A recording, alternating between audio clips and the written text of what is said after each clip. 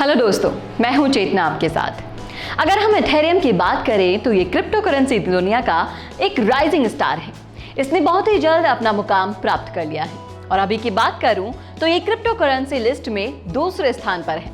Bitcoin के बाद अगर किसी क्रिप्टो करेंसी ने इतनी ज्यादा पॉपुलैरिटी प्राप्त की है तो वो है केवल इथेरियम। इथेरियम, जिसे कि एथर भी कहा जाता है, ये तीसरा सबसे ज्यादा वैल्यूएबल डिजिटल मनी है बिटकॉइन के बाद और जिसकी मार्केट वैल्यू दूसरे स्थान पर है। ये जिस टेक्नोलॉजी पर काम करती है उसे इथेरियम ब्लॉकचेन कहा जाता है। इसे सबसे पहले एक 19 साल के बिटकॉइन प्रोग्रामर जिनका नाम है विटलिक बटरिन ने सन 2019 में सबसे पहले दुनिया के सामने लाया था। बटरिन ने इथेरियम को कुछ इस प्रकार से इम्प्रूव किया है कि ये बिटकॉइन के मुकाबले बहुत हद तक बेहतर है। बिटकॉइन के जैसे ही ये डिसेंट्रलाइज्ड पेमेंट नेटवर्क है जिसकी अपनी क्रिप्टोग्राफिक करेंसी है, जिसे कि दुनिया में हम किसी भी जगह को इंटरनेट की मदद से भेज सकते हैं। और ऐसा करने के लिए हमें किसी बैंक या थर्ड पार्टी के ऊपर निर्भर नहीं होना पड़ेगा। इन कोडेड ट्रांजैक्शंस को डिसेंट्रलाइज्ड लेजर पर स्टोर किया जाता है जिसे ब्लॉकचेन भी कहा जाता है और ये सभी को विजिबल होता है जो कि इस नेटवर्क में मौजूद रहते हैं। चलिए अब जानते हैं कि इथेरियम बिटकॉइन से किस प्रकार अलग है, क्योंकि ये सेकंड बिगेस्ट क्रिप्टो करेंसी है बिटकॉइन के बाद, इसीलिए इथेरियम को हमेशा से बिटकॉइन के साथ कंपेयर किया गया है। लेकिन देखा गया है कि इथेरियम बिटकॉइन के मुकाबले बहुत से प्रकार से बेहतर माना गया है। दोनों का काम लगभग समान ही है, लेकिन दोनों में कुछ अंतर भी है। तो चलिए जानते हैं कि वो डिफरेंस कौन से हैं। पहला डिफरेंस, ब्लॉक टाइम्स का छोटा होना।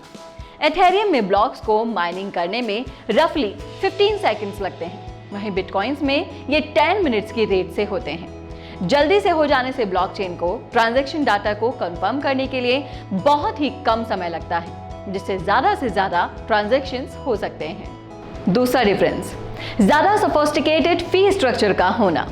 इथेरियम में ट्रांजैक्शन फीस स्टोरेज नीड्स और नेटवर्क यूजेज के आधार पर होते हैं, वहीं बिटकॉइन ट्रांजैक्शंस ब्लॉक साइज पर आधारित होते हैं और एक दूसरे से कंपीट करते रहते हैं।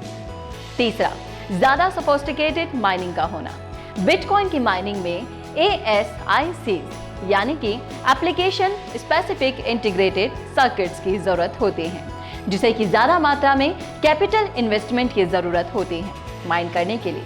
वहीं इथेरियम माइनिंग की एल्गोरिदम को डिजाइन किया गया है ASICs रेजिस्टेंस को ध्यान में रखते हुए, जिससे कि आसानी से माइनिंग को डिसेंट्रलाइज्ड किया जा सकता है। चौथा, ज्यादा ट्रांजैक्शन फीस का ना होना।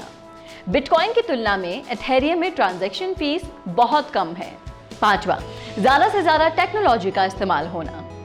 इथेरियम में करेंसी के साथ दूसरे थर्ड पार्टी एप्लीकेशन को भी अलाउ किया जाता है नेटवर्क में रन होने के लिए, वहीं बिटकॉइन में केवल करेंसी को ही अलाउ किया जाता है नेटवर्क में रन होने के लिए। छठा, माइनर्स के लिए ज्यादा प्रॉफिट। इथेरियम में बिटकॉइन के मुकाबले माइनर्स ज्यादा प्रॉफिट कमाते हैं। तो ये थी इथेरियम और बिटकॉइन में अंतर के बारे में सारी जानकारी।